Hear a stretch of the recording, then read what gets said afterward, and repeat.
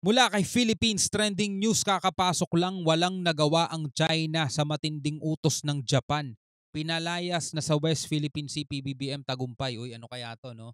Well, binasa lang naman natin mga tol ang title, Yan binasa lang natin ang title. Panoorin natin tong balitang to at bigyan natin ulit ng komentaryo at reaksyon mga kapatid. Samahan lang ninyo ako. Siyempre, huwag niyong kalimutan mag-subscribe. Click nyo na rin ang notification bell para ma-notify kayo pag may mga bago tayong reaction video tulad nito. So wag na natin patagalin pa, panoorin na natin mga tol. Samantala, muling iginiit ng Philippine Coast Guard na walang ginagawang anumang hakbang ang Pilipinas para nga i-provoke itong China sa issue sa West Philippine Sea. Ito ang binigyang linaw ni Philippine Coast Guard spokesperson for the West Philippine Sea, Commodore J. Tariela, kasunod yan ng mga pinakawalang propaganda na naman ng China. Kaugnayan sa mga propaganda ng China mga tol at mga propaganda ng mga pro-China. Ang sinasabi nila mga tol, pinoprovoke daw ng Pilipinas, ng Coast Guard, ang China. So sa paanong paraan mga tol? Biruin mo, nandirito tayo sa loob ng ating exclusive economic zone. Diba? Tapos tayo pa ang nagpo-provoke sa mga pumapasok dito para manakop. Diba? Kalokohan diba? So anong gagawin natin? Tahimik, tameme, wag na magpatrol, wag nang gawin yung mga RORE mission, wag na magsagawa ng mga research. So yun ba yung dapat gawin mga pro-China? Sa multilateral maritime cooperative activity ng Pilipinas, Australia, Japan at Amerika sa naturang pinag-aagawang teritoryo. Aniya, hindi tamang isipin na ang ganitong uri ng pagkasali ng Pilipinas kasama ang iba pang mga kaalyado nating mga bansa ay layuning inisin lamang ang China at mas pataasin pa ang tensyon sa naturang pinag-aagawang teritoryo. Hindi man yun ang ating layunin, pero yun talaga ang expected natin na mangyayari. Yun talagang ine-expect nating mangyayari mga tol. Magsasalita ang China tungkol dyan. Kahit itong mga panahon, paraw kasi nang hindi pa nagsimulang palalimin ng ating bansa ang security alliance ito sa Estados Unidos, ay ganito na aniya talaga ang ugali ng China. Tama. Kung maalala, una rin itong sinabi ng China na paglabag umano sa Code of Conduct of Parties ang naturang aktibidad na sumasagasa umano sa kanilang karapatan at soberanya sa naturang lugar na nasa loob naman yan exclusive economic zone ng Pilipinas na pilit naman na kinakamkam ng China. Diba? Kung ikaw ay isang Pilipinong may utak, maiintindihan mo na agad yun Ano yung pinagsasasabi ng China na Code of Conduct na sumasagasa sa kanilang soberanya? Diba? Nasa loob ng exclusive economic zone ng Pilipinas. Kinakamkam lang nila, inaangkin lang nila mga tol, pero wala naman silang pinangahawakan, di ba? Maliban doon sa kanilang 9-dash line na inimbento lang din nila mismo, pero hindi naman tinanggap ng international law, hindi tinanggap ng UNCLOS, di ba? Wala, paano mo ipipilit yan? Etong si Senador Tolentino, tinawag na sinungaling ang China. Talaga? Matapos umanong sabihin na ang ating bansa ay mas nakakasira sa yamang dagat dyan sa may bahagi ng West Philippine Sea. Tinawag na sinungaling ni Senate Special Committee on Maritime and Admiralty Zones Chairman Francis Tolentino ang China matapos umanong sabihin na ang bansa ay mas nakasisira sa yamang dagat sa West Philippine Sea. Ang pahayag ni Tolentino ay base sa pahayagan ng Communist Party of China na The Global Times na naglagay ng mga payaw na nakasisira umano sa coral reef sa Recto Bank. Git ni Tolentino, nagsisinungaling ang China at mas marami na silang sinira sa West Philippine Sea. Mas marami na silang sinira. Kailan naman sila naging environment friendly? Ginawa nga nilang airstrip yung Fiery Cross at saka Mischief Reef. Mas marami na sila nasira. Tama. So siguro wala silang karapatan magsabi na nakakasira tayo sa kalikasan. Sila nakasira sa kalikasan. Sabina Shoal, for example, Sandy Cay. Sila, di ba nakita naman ng mga UP marine scientists na iba na yung kulay, discoloration na. Di ba pinakita ko sa inyo yung litrato ng mga nakaraang panahon? They're lying. Inihayag din ni Tolentino na patuloy na palakasin ang puwersa ng bansa sa West Philippine Sea. Patuloy na palakasin natin yung fleet natin, dagdagan yung mga barko ng BIFAR, dagdagan yung mga Coast Guard vessels na umaayuda, nagbibigay ng gasolina, naglalagay ng payaw sa ating karagatan, at yung mga iba pang dapat natin gawin. Alam, marami pa tayong dapat ganun gawin. Pag ganun ang ginawa natin, nagpapalakas tayo, sasabihin ng mga pro-China, masyado kayong matapang. Ang gusto kasi nila, wag na tayong kumilos, wag na natin paunlarin yung ating militarization, modernization. Wag na, status ko na lang, yun ang mas gusto nila. Kung ano yung sabihin ng China, sunod na lang tayo. No? Yun na lang ang gusto nilang gawin.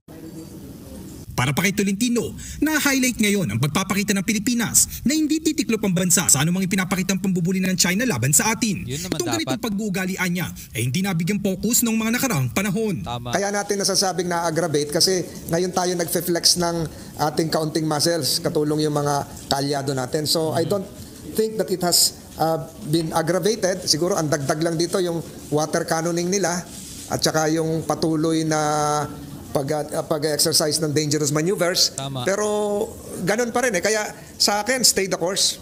Samantala, nang matanong din ng senador kung nakikita na nito ang worst case scenario mula sa mga aksyon ng China, anya, kung magkakaroon man ng worst case scenario ay malapit-lapit na sa armed violence, higit yan sa pagbobomba ng tubig. Ngunit umasa si Tolentino na hindi ito gagawin ng China laban sa atin. Hindi. Nako, eto na nga. Ako rin umaasa ako at naikinita ako na hindi naaabot pa sa ganun ng China, mga tol. Talagang iba ang dating nila, mga tol. Mahilig lang sila mang-intimidate, mahilig lang sila mambulas, pero ampaw. Ampaw talaga sila, mga tol. Sa kanila rin naman galing yung ampaw eh. Nga po mga sangkay, kaya pala kabadong-kabado ngayon ang China sa Japan. Ang Prime Minister po ng Japan ay nagbabala ngayon. Ayon po dito, malaking pagbabago sa Japan-US alliance, ibinabala ni Prime Minister Kishida. So, ano kaya to mga sangkay? Itong babala na to, ito po yung ito po lagi yung napapansin nitong China. At ang tingin ko nga dito mga sangkay, base sa statement ng China, nakaraan lamang, natatakot po sila sa military build-up na naman ng Japan. Katakutan nyo talaga ang Japan. Ibang klase yan. Katakutan nyo talaga yan. Yan, hindi takot masawi ang mga yan. Kayo, puro lang, pagpapayaman lang ang kaya ninyo, pero takot din kayo masawi. Etong China, gusto lang nila kayamanan, gusto nila maraming resources. Gusto nilang umunlad talaga ekonomiya nila, mga tol. Kaya lahat ng pananakot gagawin nila. Pero kung labanan, katakutan nila Japan. Ako. Dahil may trauma po sila noong World War II. Kaya kinakatakutan po ito ngayon, itong Japan mga sangkay. Kasi, alam nyo, after kasi ng World War II, tahimik po. Ilang dekada po tahimik ang Japan. Tapos mga sangkay, ang tawag po sa kanilang military is self-defense. Bawal po sila makipag-cooperate sa ibang mga bansa na may mga kasundaluhan. Bawal po sila mag-build up ng kanilang military ng husto. Mga sangkay, dapat pang depensa lang. Kasunduan kasi nila yun nung natalo sila eh. Kasunduan nila yun nung sumuko na sila sa Amerika. Yun lang. Ngunit ngayon may malaking pagbabago. At eto mga sangkay, mukhang mismong Amerika na po ang nangalabit na okay na. Na kayo, mag-military build-up na kayo. Parang ganun po mga sangkay at kabadong-kabado po ngayon ng China. Nagbabala si Japanese Prime Minister Fumio Kishida na magkakaroon ng malaking pagbabago sa kanilang alyansa ng Estados Unidos ilang araw bago ang kanyang pakikipagpulong kay US President Joe Biden. Mula kasi nung natalo sila ng Amerika dati, di ba binagsakan sila ng 2 atomic, di ba? Sumuko na sila no kasi talagang grabe eh. Iba yung resback ng Amerika, makatapos nilang salakayin ng Amerika, di ba? Yung Pearl Harbor after 2 years ata nun. Mahigit mga tol, 2 years, di ba? Ang ganti ng Amerika sa sa Hiroshima at Nagasaki. Suko Japan doon mga tol, di ba? At yun ang kasunduan nila, self-defense. Bawal na sila bawal na sila. Kaya matagal silang wala talagang army mga tol. Nako, ayan na nga po mga sangkay. Pero eto na, bago medyo na. to ha?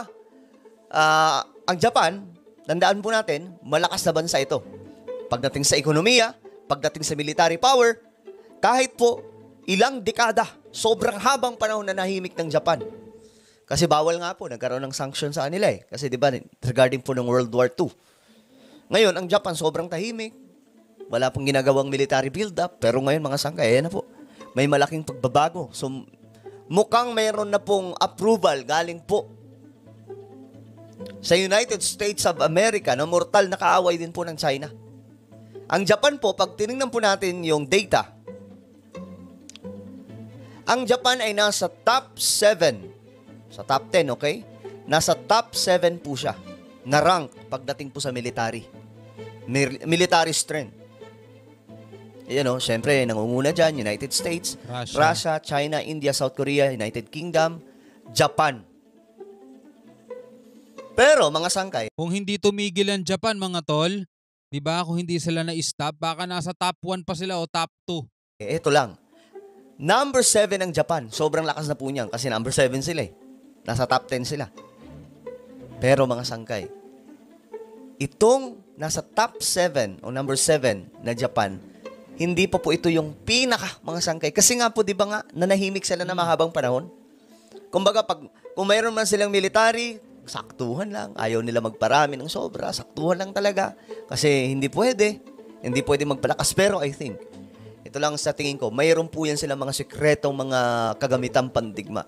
Kaya nga po may mga iba mga sangay, natatawa ko sa comment section, sasabihin nila, paano kaya baka makakita tayo sa Japan, merong Voltes 5 lumilipad pagdating sa digmaan, o di kaya may Gundam or... Hindi malabong mangyari yon sa kanila yon. Kaya nga iba yung robotic ng Japan, iba technology niyan mga tol. Diba? Pag pumunta ka nga sa kanila, puro high-tech na lahat kahit sa mga restaurant Diba? or kung ano-ano pang mga robot na meron sila mga sangkay. Yun pa yung mga biro-biro lamang. Pero what if, di ba?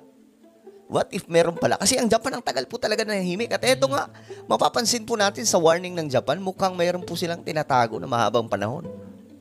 At dito kinaabahan ng China. Kasi ang China maingay lamang.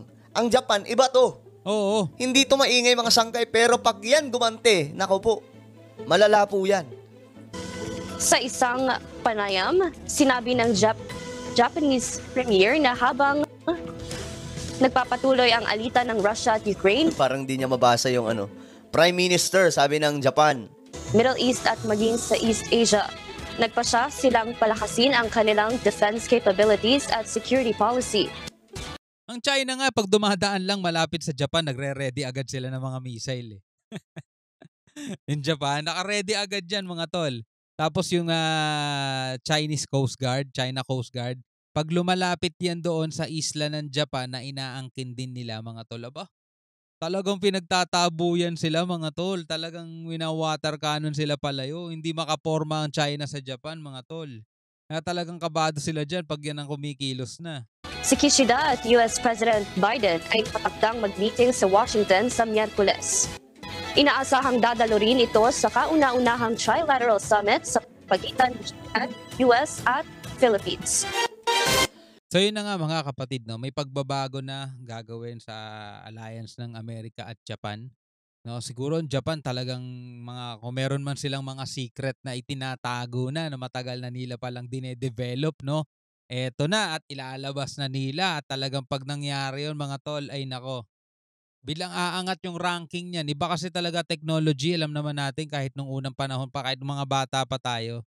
Pagdating sa technology talaga Japan, nangunguna yan. Saka yung mga gawa nila, matitibay talaga. Kumpara mo China brand at saka Japan brand.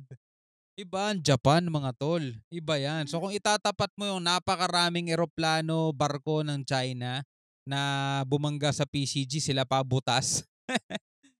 Talaga lalamunin sila ng buo ng Japan mga tol. Well, ikaw bilang isang Pilipino, ano ang masasabi mo rito? Comment ka na lang sa ibaba. Hanggang sa muli, ako nga pala si Shobaldi. Peace out.